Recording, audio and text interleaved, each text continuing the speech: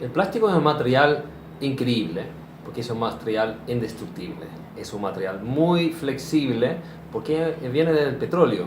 Y el petróleo está alterado en forma químicamente y eso da mucha flexibilidad, colores, ciertas texturas al plástico que lo hace realmente un material maravilloso.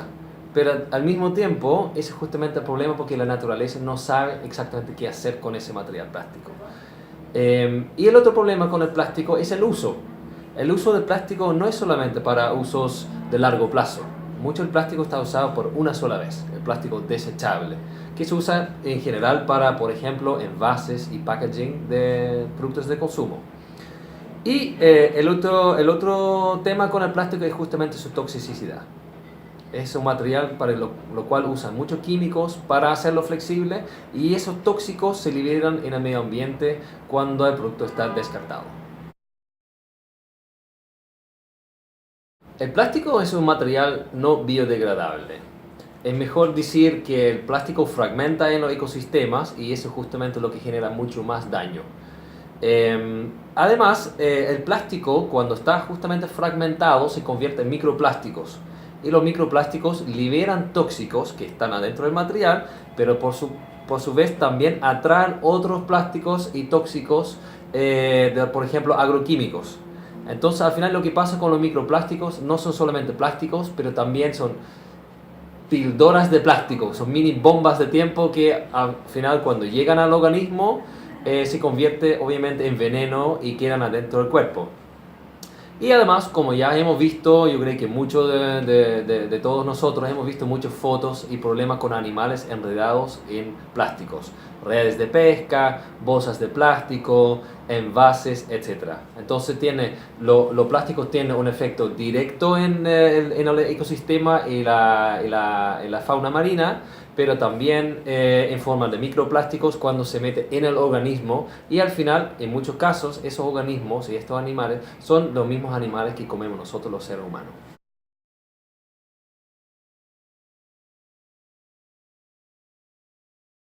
Hay muchos avances hoy en día. De hecho, hay avances tecnológicos, hay avances en la ciencia, hay muchas innovaciones y también hay una transformación económica que se llama la economía circular.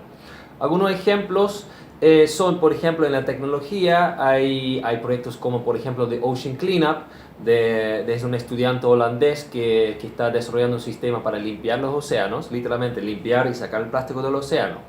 También hay avances científicos de, por ejemplo, hongos y bacterias que en sus procesos logran fragmentar y comer los plásticos y se están investigando en este momento si es realmente una solución o no. También obviamente hay innovaciones para reemplazar los productos plásticos por productos que realmente son biodegradables porque son de materiales naturales.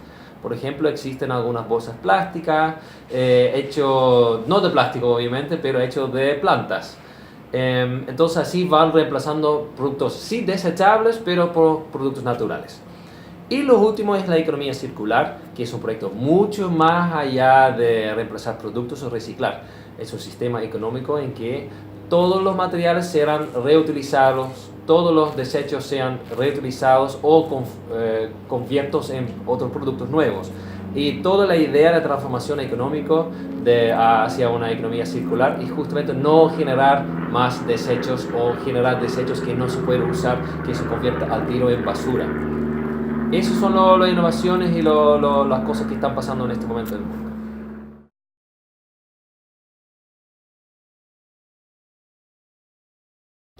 El primer ejemplo que se me ocurre ahora de inmediato es obviamente la nueva ley que va a empezar acá en Chile en 6 meses más, que ya fue aprobado, de la prohibición de bolsas plásticas en todo el territorio nacional.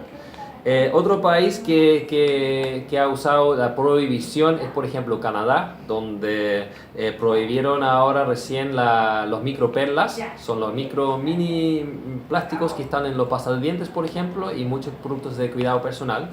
Ya están prohibidos productos que traen ese tipo de microplásticos.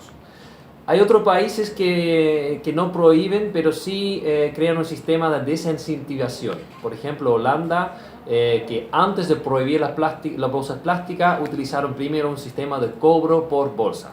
Entonces no estaban prohibidas las bolsas, pero sí los consumidores tenían que pagar un monto para recibir una bolsa plástica. Y eso obviamente incentiva que el consumidor mismo empiece ya el cambio, antes de la prohibición. Obviamente hay otros países que prefieren, en vez de prohibir o desincentivar, incentivan un cambio de conducta. Por ejemplo, un país como Noruega o Estonia, donde hay sistemas de retorno de botellas, donde la gente recibe un monto pequeño por recibir y usar botellas y retornarlo a un sistema. Entonces ya incentivan que la gente guardan las botellas, lo devuelven a las tiendas, reciben un pequeño monto y con ese mismo monto pueden comprar otras botellas. O, por ejemplo, en el ejemplo de Estonia, en vez de recibir ese monto de vuelta en dinero, lo pueden donar a una fundación.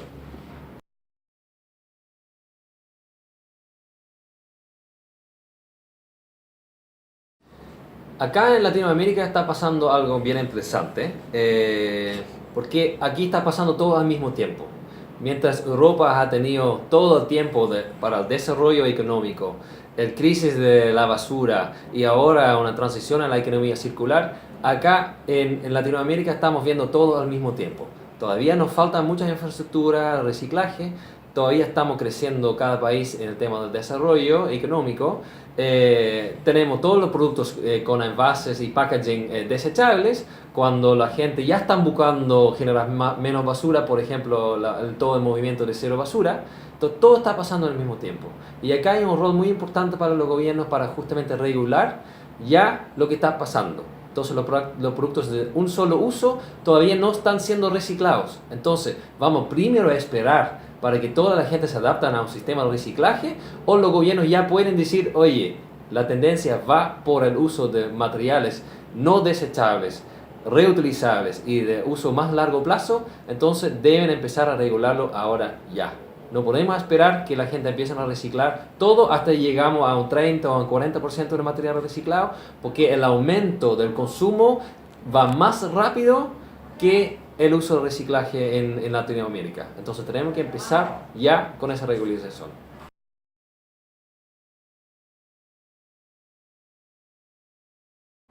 El mensaje principal de Plastic Oceans es que tenemos que repensar nuestra relación con el plástico.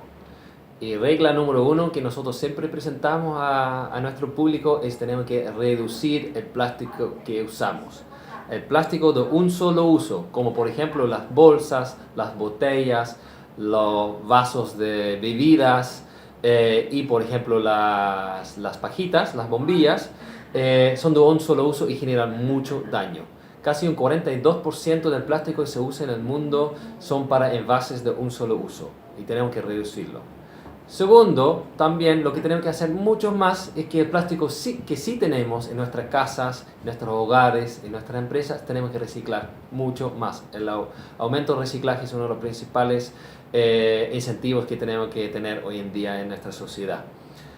También obviamente tenemos que elegir productos reutilizables, productos que se usan por muchas más veces que uno, o productos retornables como por ejemplo botellas.